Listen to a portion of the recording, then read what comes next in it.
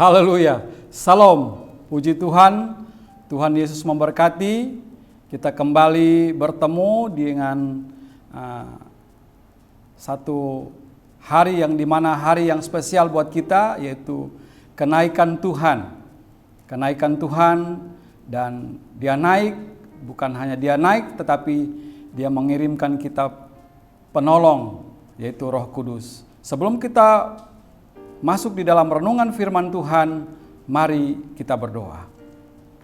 Bapa kami di dalam surga, kami mengucap syukur untuk kesempatan, momentum yang terbesar buat kami, sidang jemaat Tuhan, dimanapun kami berada.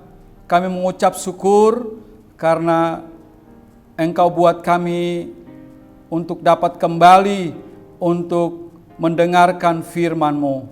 Biarlah firman-Mu mendatangkan kekuatan bagi kami, firman-Mu memberikan penghiburan bagi kami, firman-Mu mendapatkan tempat di dalam hati kami.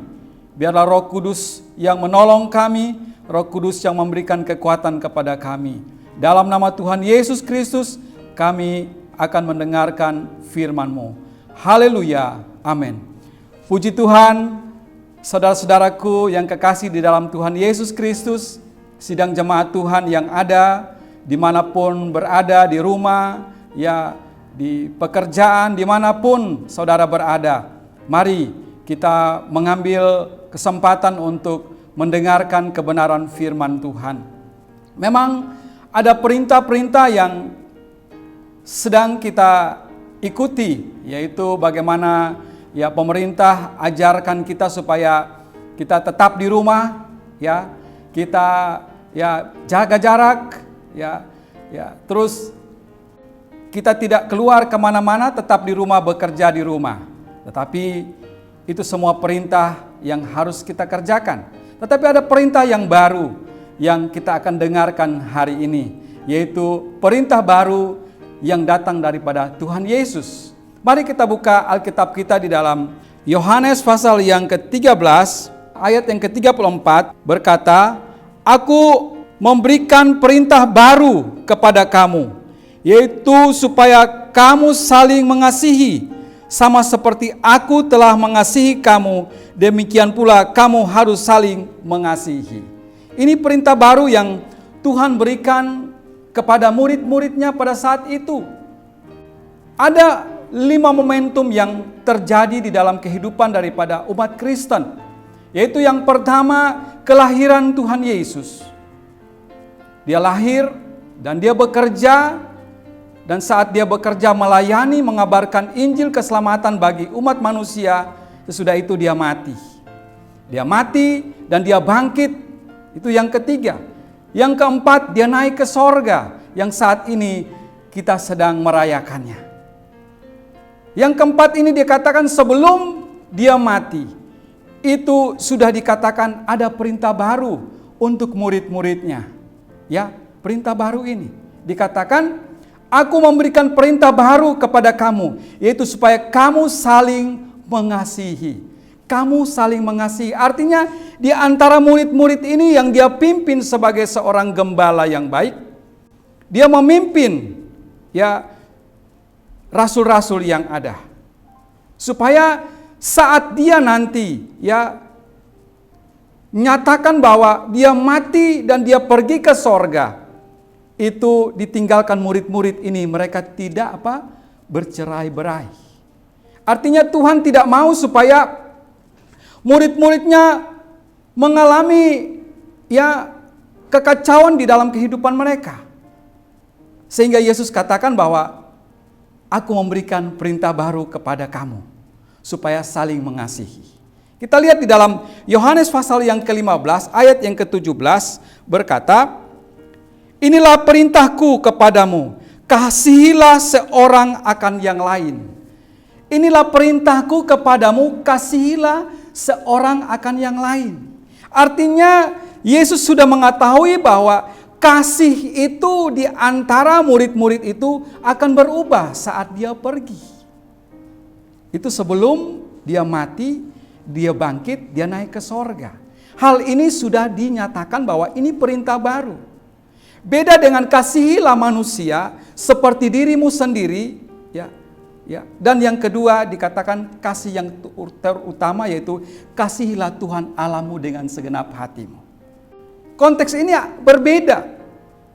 Yang saat ini yang Tuhan ajarkan kepada murid-muridnya saat dia pergi, ya mereka harus tetap mengasihi satu dengan yang lain. Karena tidak ada pemimpin di situ.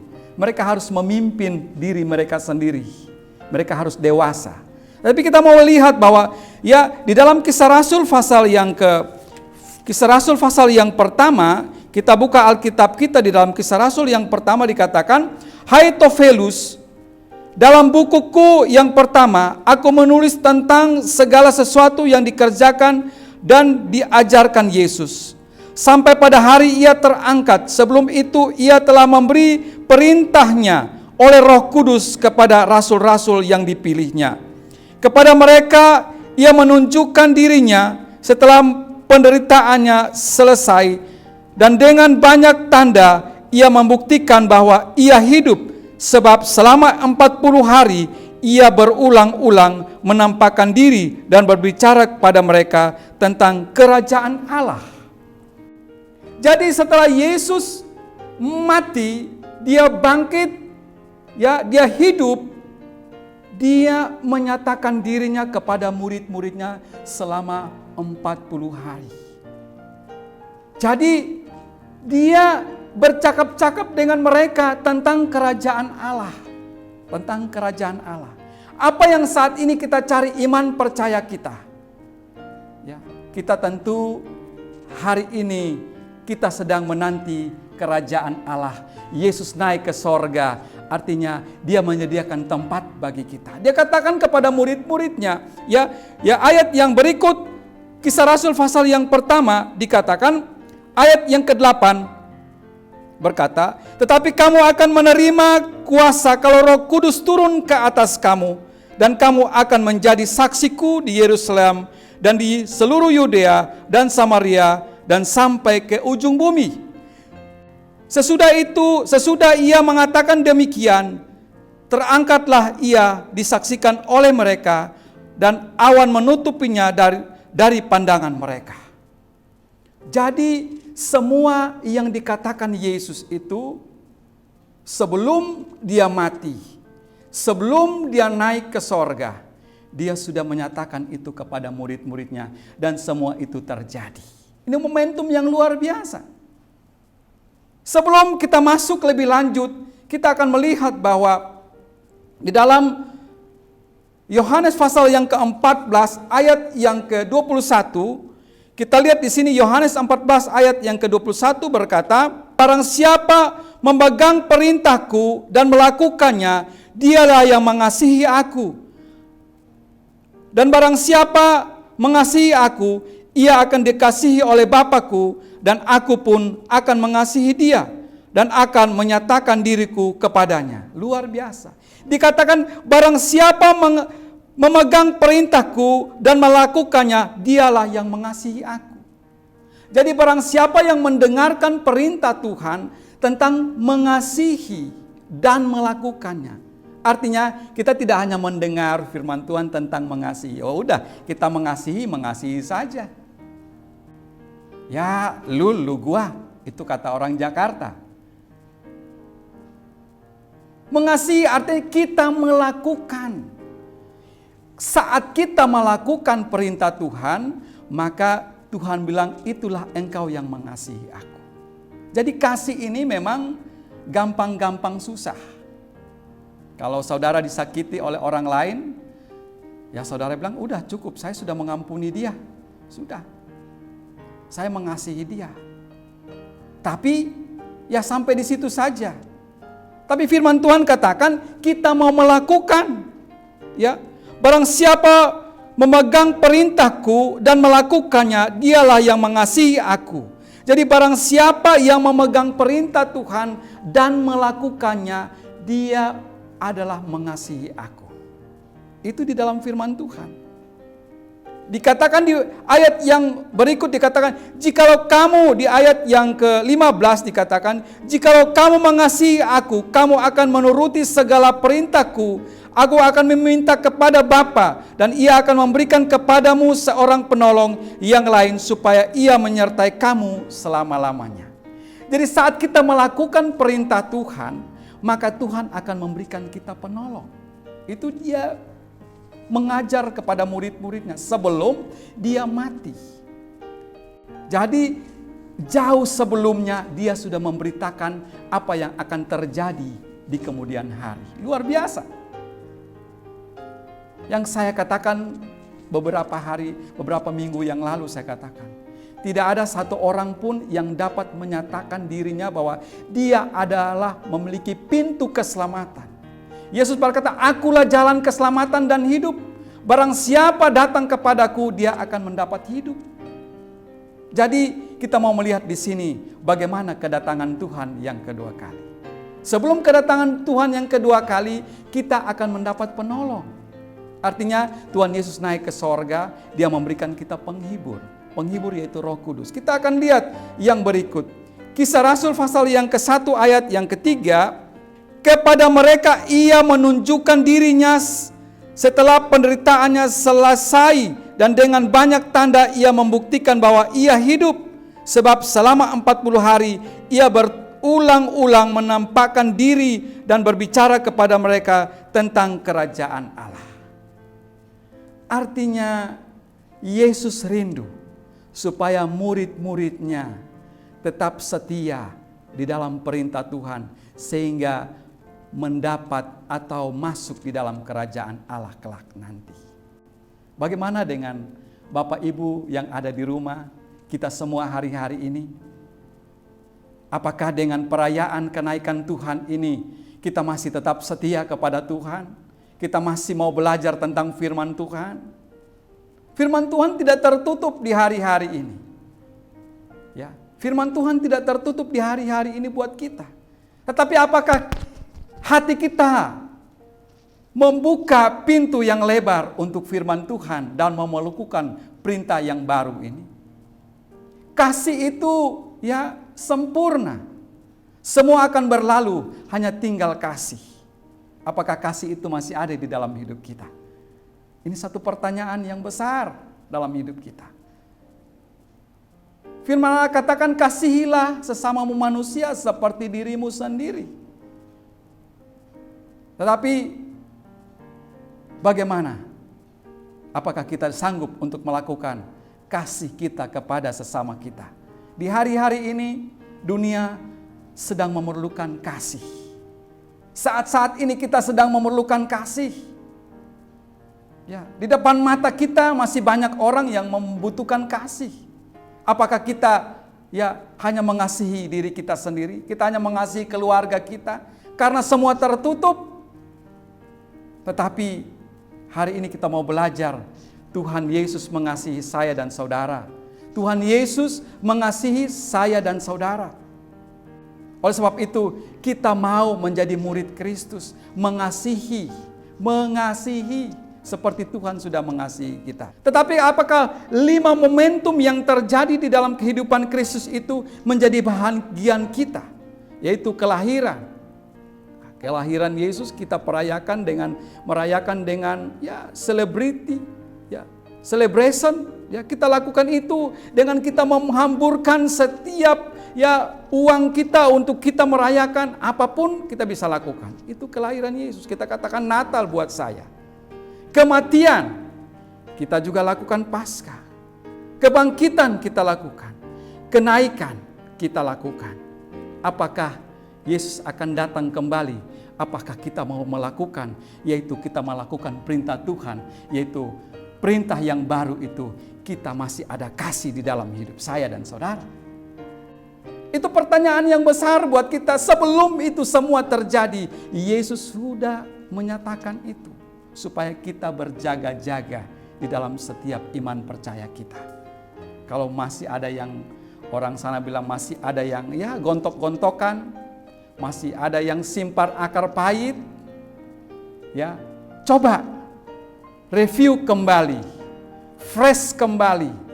Supaya kita jangan hanya memikirkan diri kita sendiri, tetapi kita mau memikirkan bahwa bagaimana kita akan masuk di dalam kerajaan sorga yang Yesus sudah nyatakan dalam hidup kita. Ini berita yang baru buat kita. Mungkin kita katakan, oh ini sudah lama, tetapi firman Tuhan katakan bahwa ini perintah yang baru buat kita.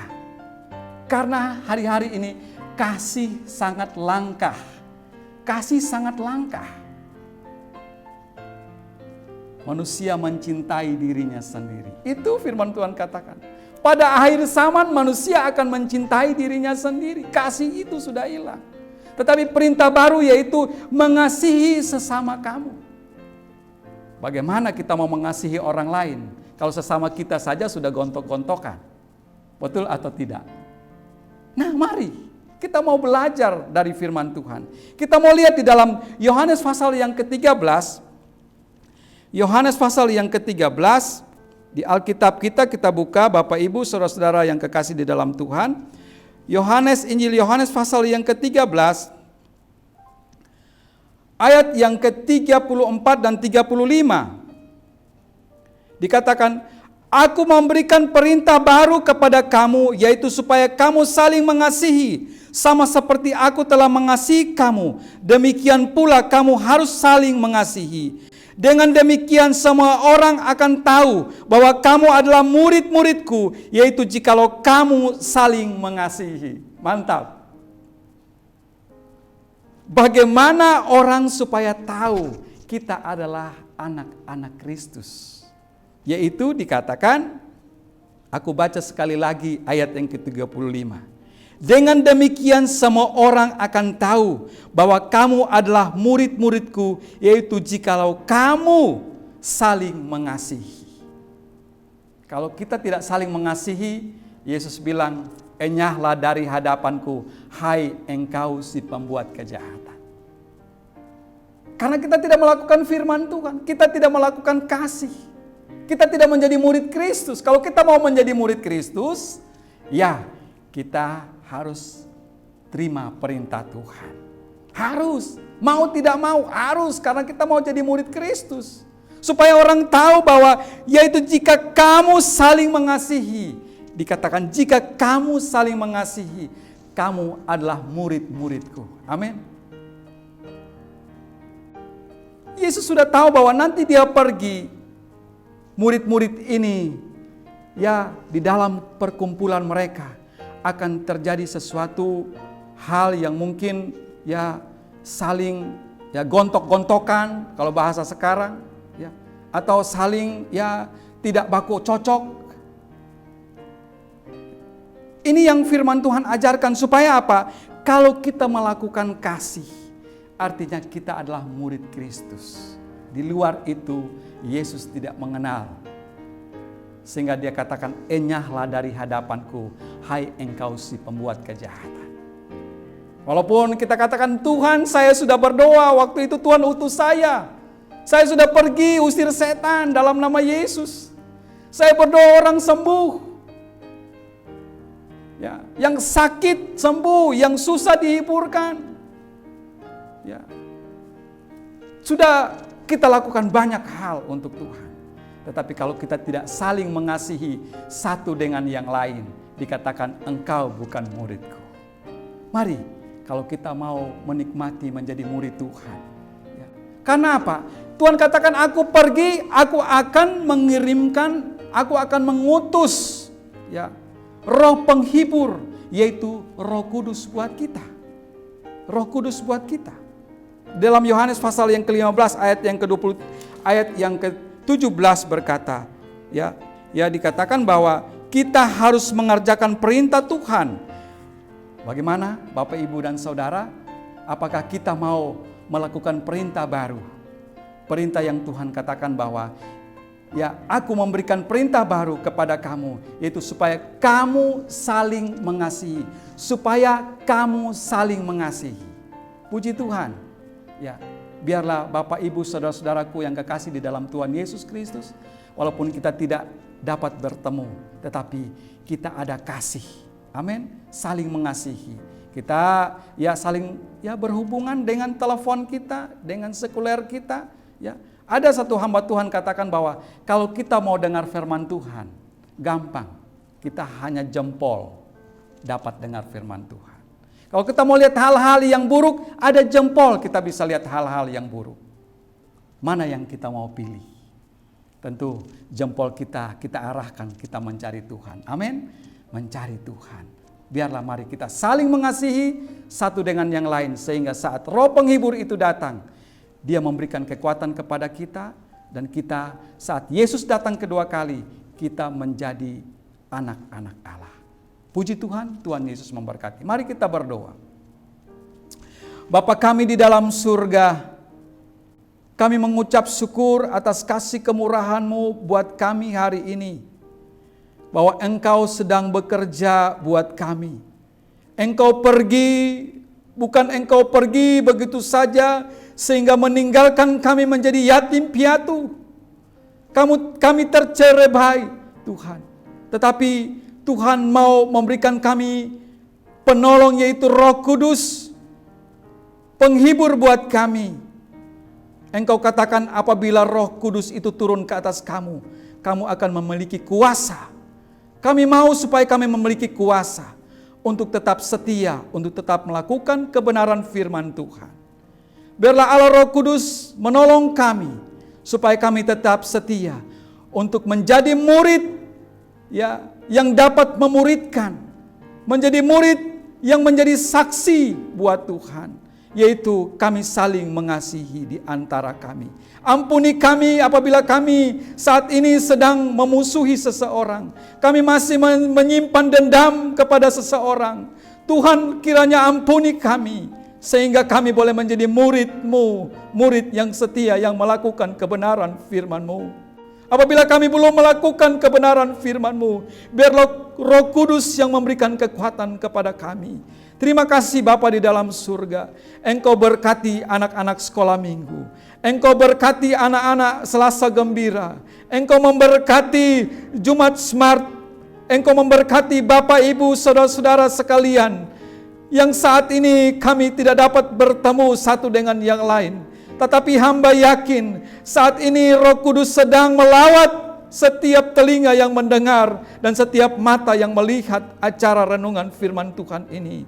Tuhan Yesus memberkati. Tuhan Yesus datang menolong. Di dalam nama Yesus yang sakit disembuhkan, yang susah dihiburkan.